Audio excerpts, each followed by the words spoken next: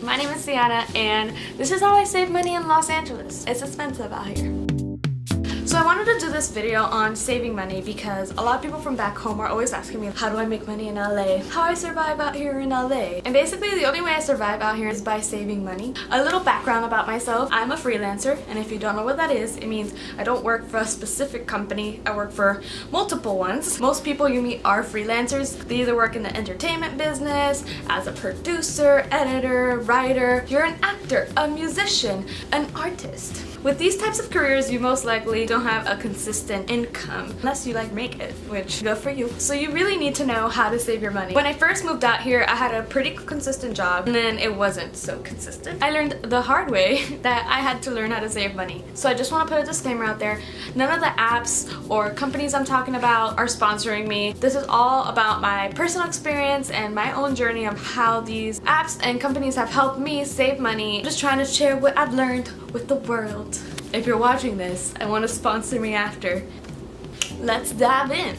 The first app I want to talk about is called Digit. I'm probably going to spend the most time talking about this one because it has been the best thing to have entered my life. I'm being dramatic. If you're like me and when your paycheck drops, you want to spend all of it, then this is the app for you. The way Digit works is that it saves in the background in a way that doesn't affect your day-to-day life. For example, it'll take like $2 today, $2 tomorrow, $3 on Thursday. It really depends on what you're making and what will make an impact in the long term. You can make as many categories as you want. Personally, I have my rainy day. I don't touch it. I just let that do its thing. I created a travel savings. I told myself this year that I'm gonna travel. The way I was spending my money did not look like I was gonna go anywhere other than to the grocery store. I set a goal. I said by August, whatever I have saved up in my travel is what I'm gonna use to go somewhere. And you can do this any way you want. You can set your goals to be a day, like whatever you save for that day, like I did, or you can set an actual number. I wanna save $300 by December, and that's what it would do. It'll help you get to that goal or supersede it.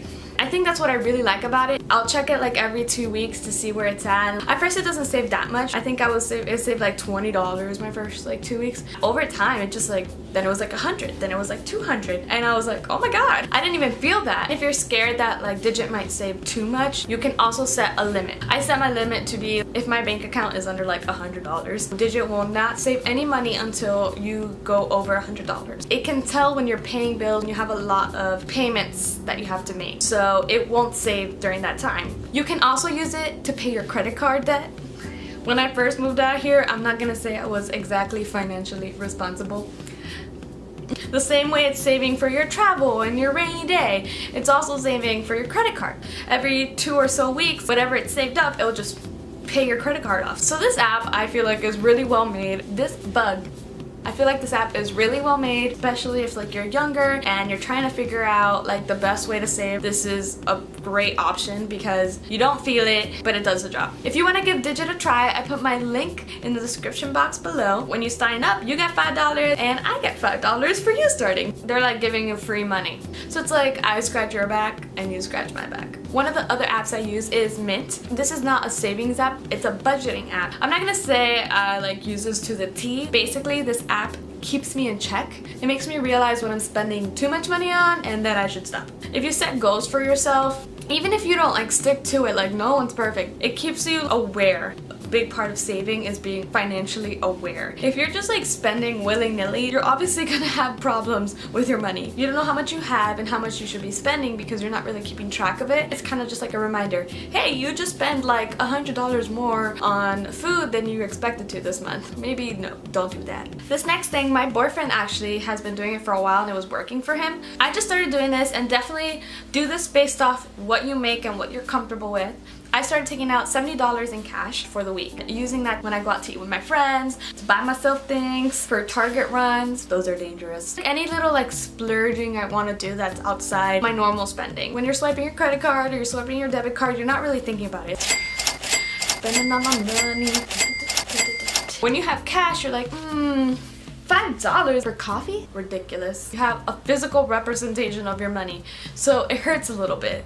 Alright, so on to the next. Go through your bank account and see what your reoccurring payments are. That random thing you subscribed for months ago or a year or two ago, you totally forgot about, random apps, anything. I realized that I was getting charged for things like for months, even like over a year, for things that I don't even use anymore or I don't even remember signing up for. The same way a digit saves $2-3 a day and you don't feel it, but it helps you over time. When you get charged $2 or $3, you don't feel it, but it affects you over time. I know a lot of banks are offering that service now. I'm not sure which ones. If you think your bank does it, I would definitely go ahead and do it. But if you're not sure, don't be lazy. It does not take long to go through your bank statements. And basically, if something looks off, it's probably most likely something you're not using. These next few things are other ways I save money with eating or coffee. I started using HelloFresh. You probably have seen the advertisements for this. I've never been one to be in the kitchen.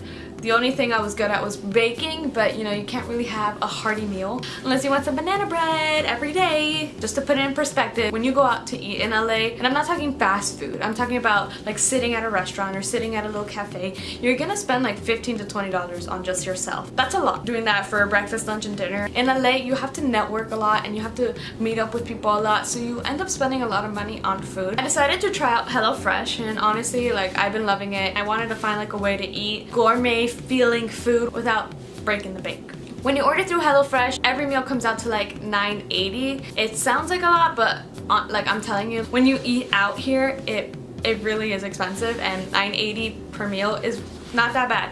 I share my HelloFresh with my boyfriend, so we don't really have leftovers. But if you do this by yourself, you're getting 2 meals per day, 4 days a week. You can make all of it, eat your dinner, and then save the rest for lunch the next day. It's really not that bad. I feel like I'm like a chef. Bon appetit. If you're feeling adventurous, I put my link down below and you can get $40 off your first box. I know it's good, but you should try it.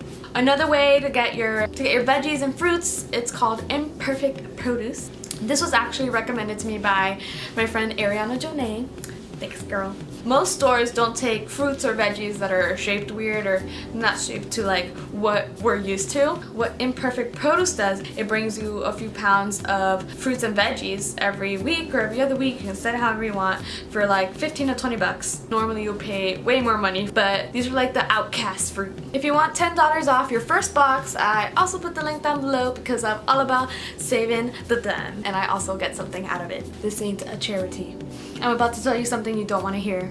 Make your coffee at home. Like, I love Starbucks as much as the next girl. Buy those reusable Starbucks cups, buy their ground coffee, and make it at home. If you buy Starbucks or Coffee Bean or whatever every single day, that's like $5. Well, you can spend $7 to $10 on ground coffee and it will last you for like 2 weeks. Now, if you're really lazy and hate making your own coffee and you have a little bit saved up because you've been using all the apps I told you to use, I would definitely recommend buying an espresso machine. I bought one impulsively, yes, I admit, but probably one of the best impulse buys I've done. I think I got it on sale because a bargain hunter. I spent like $160 on my Nespresso machine. I paid like $11 for like a pack of 10. That means the coffee comes out, every time I make coffee, it comes out to like $1. Over time, you'll make the money back. Like the $160 you spent, I know it sounds like a lot, and I'm telling you not to spend a lot of money, but if you're spending like $5 a day on coffee, that's $25 or more in a week, $100 or more in a month. In 2 months, you literally just bought yourself an espresso machine.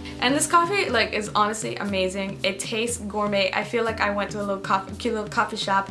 It even makes the little foam thing. I used a toothpick to try to design. It didn't come out that good. If you like this video, give it a thumbs up. Make sure to click those links down below. Try it. And if you have your own creative way of saving, or maybe not creative way, maybe it's just like a very reasonable way of saving, please comment below.